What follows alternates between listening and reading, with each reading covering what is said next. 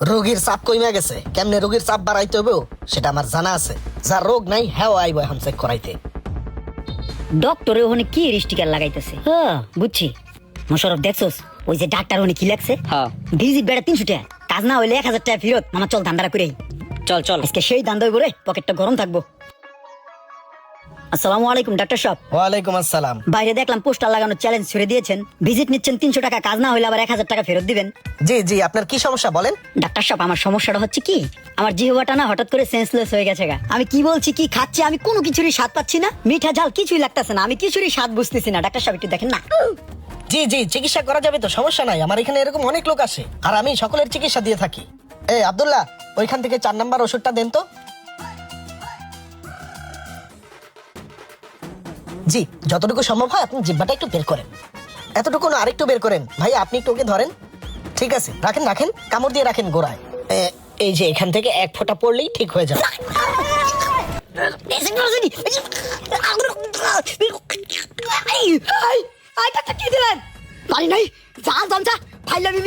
এই তো দেখছেন, আপনি সুস্থ হয়ে গেছেন। এখন থেকে সবকিছুর স্বাদ পাবেন। আপনার জিহ্বার স্মৃতিশক্তি ফিরে এসেছে, সেন্সলেস জিহ্বাটার সেন্স ফিরে এসেছে। দেন এবার ভিজিটটা দেন। আরে শোনা লাগিয়ে গেছে, দান্দা করতে ধরা খেয়ে গেছি, আমি ভিজিট দেওয়া লাগবে 300।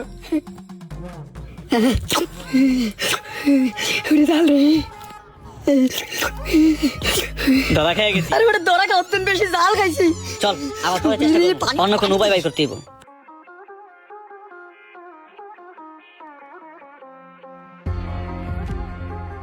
কাকা ভয় নাই ভয় নাই, পিঁপড়ার মতো হালকা কামড় দিবে, সমস্যা নাই, ভয় পাওয়ার কিছু নাই। দেন দেন। ডাক্তারের ভিজিটে আবার চলতেছে, ভিজিট 300 টাকা, কাম না হলে 1000 টাকা ফেরত দিব।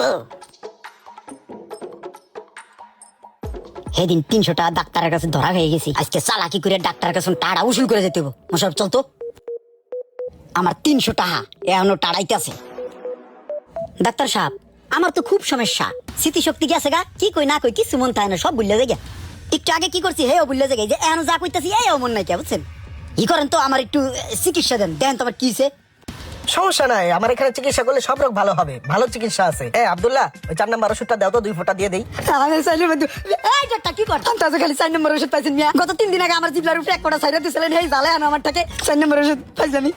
অনেক কিছু তাহলে হেদিন দেখছেন, আপনার কিন্তু স্মৃতিশক্তি ফিরে এসেছে। আপনি এখন ফুল সুস্থ, পিছনের সব কথা কিন্তু এখন বলে ফেলেছেন। সুস্থ যেহেতু হয়েছেন, দেন ভিজিটটা দেন। আমি আবার ফিরে গেছি 300। দেন না, এটা আমার হালাল হয়ে গেছে তো, আর কোনো সমস্যা হলে আবার আসবেন।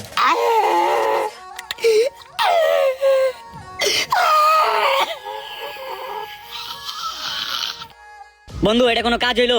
ডাক্তার 300 করে 2 দিন টাকা খাইয়া দিল আমাগো।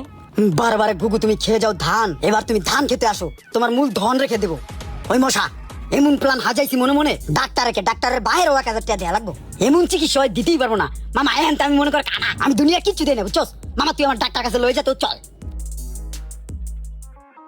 এনে দেখে নিস কোথা হালাই দেশ আবার আমারে। ডাক্তার সাহেব এই যে আমার বন্ধু চোখে সমস্যা। কই ডাক্তারের চুলমুল দি বাজে নাতে। কি সমস্যা, চোখে দেখতেছে না? এটা কি বাজলাতে গজারি খাইছে রে। এই চোখে দেখার ওষুধ তো আমি দিতে পারবো না, এটা একটা সিরিয়াস বিষয়, এটা আমার দ্বারা হবে না। ভালো কোনো ডাক্তার দেখান।